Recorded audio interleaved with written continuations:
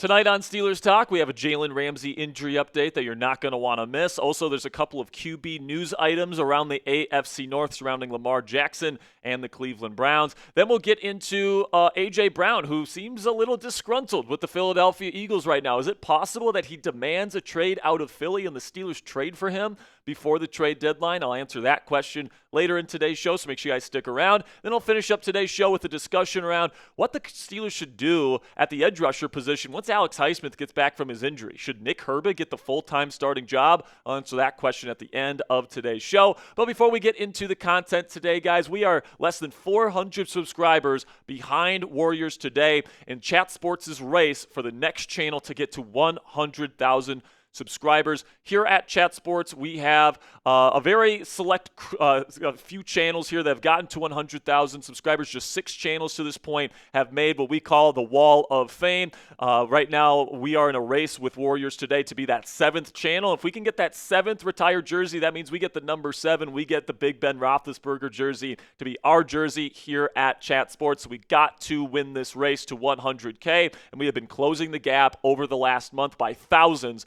of subscribers. And Warriors Today host Steelers Smitty. You guys might remember Steelers Smitty. We actually have a bet right now with whatever channel makes it to 100,000 subscribers first. The other host owes the other one a $500 steak dinner at the finest steakhouse here in Dallas, Texas. So I really want to win that dinner, guys. I want Steelers Smitty to pay for that ribeye for me. So make sure you click that subscribe button if you haven't already to help us get to 100,000 subscribers first. All right, so we'll start here with the injury update for Jalen Ramsey here. This is a tweet put out by Austin Bechtold, who had a little bit of a tidbit here from Nick Farabaugh, who is the Penn Live reporter for the Pittsburgh Steelers. He said, Steelers insider Nick Farabaugh thinks Jalen Ramsey will be back after the Bengals game, but Joey Porter Jr. will be ready to go for Cleveland. One corner out, one corner back. Steelers have not been healthy in the secondary all season. And he's right about that. I mean, it just seems like once one guy comes in, another guy is getting out with injury. But what this injury update means is that Jalen Ramsey, we have a timetable on him. It's probably going to be 2 weeks out. Once we get back from the bye, the Browns game and the Bengals game will probably be without Jalen Ramsey as he recovers from that hamstring injury, at least according to Nick Farabaugh, who's obviously pretty connected inside the Steelers building. And that means both he and Calvin Austin III are on a pretty similar timetable here. It sounds like Calvin is going to miss just 1 to 2 games, and it sounds like Ramsey will miss probably 2 games once we get back from the bye here and we take on the Browns and the Bengals are the next 2 games. And honestly, guys, I think the Steelers can manage, and they can still win these 2 football games while these guys are dealing with their injuries, while they're getting back.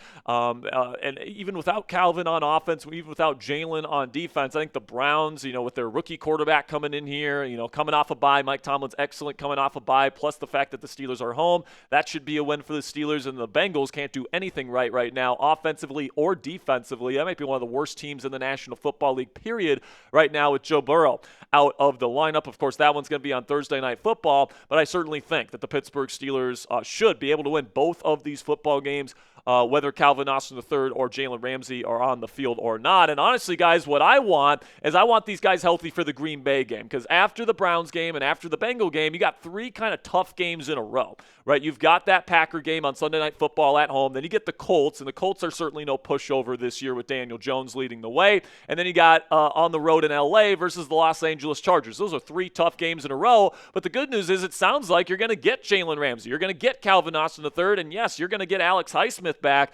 before this team plays the Green Bay Packers. And if you can get all 3 of these players back for that stretch of kind of tougher games in the middle of this Steelers schedule, I think that would be the best timetable available for the Pittsburgh Steelers to finally get healthy.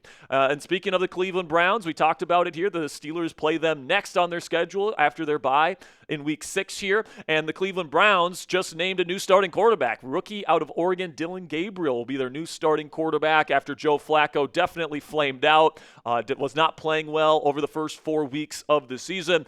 And Dillon Gabriel now takes the reins. Gabriel is somebody that's more of a pre-snap processor. He gets the ball out fast. He gets the ball where it needs to go. I think that he has the potential to be more effective in this offense than Joe Flacco was. But personally, guys, I definitely think that this was the right choice for for them. He's better than Shedeur Sanders, in my opinion. Definitely more pro-ready to take on an NFL offense year one than Shedeur Sanders is. And then Joe Flacco is just completely cooked at this point. He's a true backup option for the Cleveland Browns. So I do think Dillon Gabriel probably gives that team the best possible chance to win. And with the defense there in Cleveland playing as well as it is, the level of play Joe Flacco was providing that Cleveland Browns team was just not sustainable enough for a full season. But I'm still fully confident that Mike Tomlin and the Pittsburgh Steelers are going to be ready to take on the Cleveland Browns at home in Week 6. Mike Tomlin's excellent off a bye. He also has an over 90% win percentage when facing rookie quarterbacks. I don't think, with this offensive line that they got in Cleveland, which really stinks, that Dillon's going to have much time to throw. I think it's going to be extremely uncomfortable, and I definitely think the Pittsburgh Steelers are still going to pull off the win in Week 6. Now shifting our focus to Baltimore here. Yesterday we talked about how there was a report that Lamar Jackson was expected to miss 2 to 3 weeks with his hamstring injury. Well, NFL Network's Ian Rappaport reported today that Jackson is quote-unquote week to week, and he could even play this week versus the Houston Texans. So obviously right now the Ravens are 1-3. They can't really afford to lose many of these next few games before they head into their bye. So certainly the pressure is on for Lamar Jackson to play this weekend versus Houston, because if they lose this game, man, I think their season is not necessarily over, but they've definitely been digging themselves a hole, and every single loss that they take, they're just digging themselves a deeper and deeper hole. Now, my guess is here, guys, is that Lamar will not play this weekend, all right? I think that they want the Houston Texans to prepare for Lamar Jackson to try and give them a little bit of a competitive advantage, but Lamar did not practice today. I would be surprised if he practiced all week, and at the end of the day, I think that he will sit out at least this week, and honestly, he may miss next week's matchup versus the Los Angeles Rams as well. So I really think that the Ravens season could come down to whether or not Cooper Rush can get a win versus a Houston Texans team this weekend.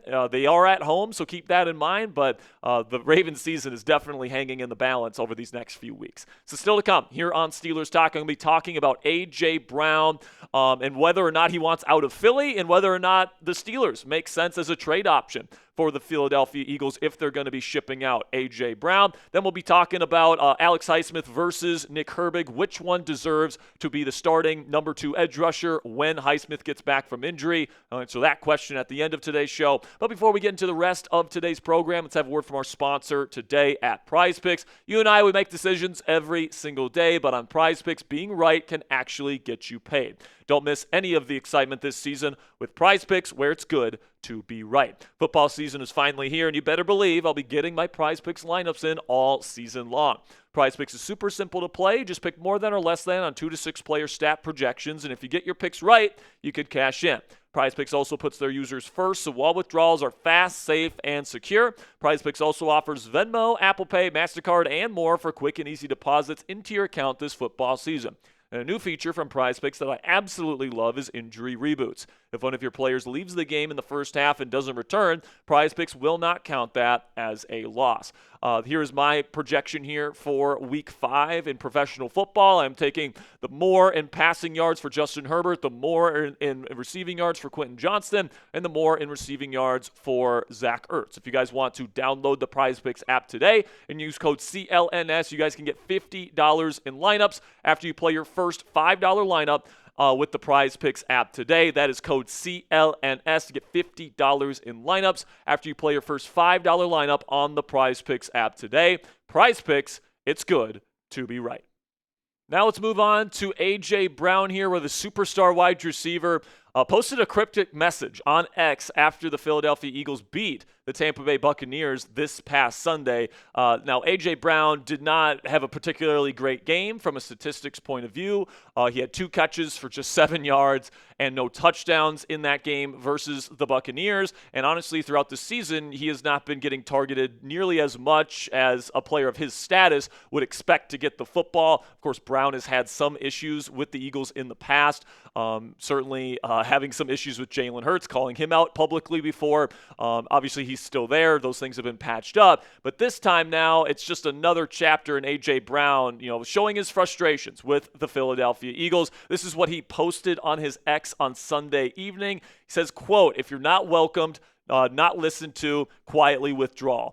don't make a scene. Shrug your shoulders and be on your way. Well, I mean, posting this is definitely making a scene right there, AJ. I think he should probably know that. But you know, if AJ Brown is traded, okay, this is what I'll say. I think Pittsburgh would be probably at the top of his short list of teams that he would love to go play for. All right, not only is Arthur Smith the offensive coordinator here in Pittsburgh, who of course he had some really great years with in Tennessee, and you know he's going to be a fit in this offense, but also one of his best friends and college teammate, DK Metcalf, is here with the Pittsburgh Steelers. Of course, they took this famous photo together training for the NFL draft all those years back, and I'm sure if there's a team that A.J. Brown would love to go to, he would love to play with DK again, and he would love to play in an Arthur Smith offense again. So I think A.J. would love to come here to Pittsburgh, but unfortunately, I really do doubt that Pittsburgh ends up getting him in a trade. I did touch on this briefly in our wide receiver trade targets video earlier this week, but I'll kind of elaborate on my reasons why here.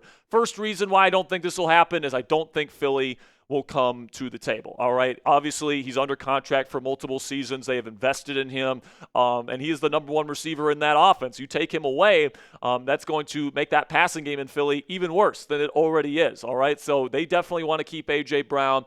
And unless A.J. just straight up demands a trade and says, I'm not playing for you guys ever again, I don't think that the Eagles will ever come to the table, all right? And right now it seems like A.J. has apologized. He made a public statement today in a media availability in Philadelphia saying that it was a mistake and yada, yada, yada. It seems like they've patched things up. So like I said, unless A.J. Brown is just straight up done with the Eagles and says, I won't play for this organization anymore, I don't think a trade is happening, and I don't really see that coming to fruition before the trade deadline, especially because the Eagles are 4-0. And then the second reason why I don't think the Steelers in particular would trade for A.J. Brown is that he'd be too expensive for this football team. And I don't mean from a cap perspective. I mean from a draft capital perspective in terms of what the Steelers would be willing to give to the Philadelphia Eagles in exchange for A.J. Brown. I think that Philly would need at least a first-round pick to get A.J. Brown or to give him up in that scenario because he is a top 5 receiver in the game. All right, I believe that he is a truly elite tier 1 level of wide receiver in the same conversation as Jamar Chase and Justin Jefferson and the best receivers in the game today.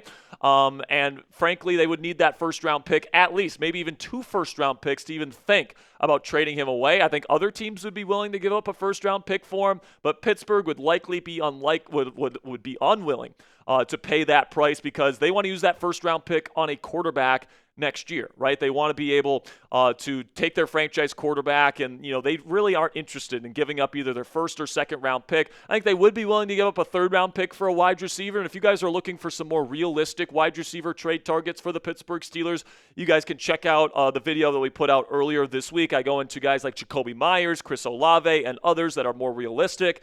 So I'll put the chip to that one in the top right now, and then also put the link to that one in the comments and description if you guys are interested in some more Steelers wide receiver targets.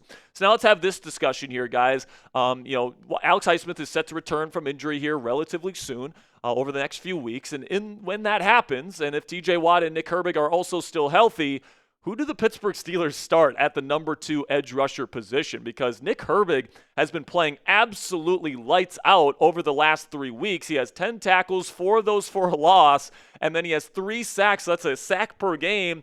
He has a forced fumble, and he also has an interception. So he has been playing arguably all pro caliber football for the Pittsburgh Steelers while Alex Highsmith has been injured. And there's a lot of people out there that are saying that Nick Herbig should be the full-time number 2 starting edge, and then Alex Highsmith should be the rotational third guy. And honestly, if the Steelers want to go that route, I'm perfectly fine with that. Nick Herbig is a super impactful player, and you have to find ways to get him on the field more consistently than like a true rotational third down role, in my opinion. Now, Alex is also a very good player, super disruptive, all that great stuff. So I really don't think you can go wrong with this one. If you want to stick with Alex Highsmith as your number 2 edge rusher, I think that's perfectly fine. He's the disruptor type. He's somebody that's still a really good run defender. He can go out into coverage if you need. But Nick Herbig has also shown the ability to do those things. But I would argue Herbig has maybe even been even more disruptive and more impactful on the football game than really Alex Highsmith has really ever been. I think Alex is a really good player, but Nick Herbig is playing out of his freaking mind over these last 3 games. And if he continues that, it's it's going to be tough to take him out of the starting lineup. But my suggestion to the Pittsburgh Steelers, and Martin, the outside linebackers coach here in Pittsburgh, said today in a media availability that their plan, once Highsmith gets back, is that they're going to use all three of these guys on the field at the same time. And I am excited to see what those packages look like. When you get teams into second and long, third and medium, third and long, and you know the opposing offense is going to be passing the football. Getting these three guys out there and running these crazy stunts, doing all that fun stuff,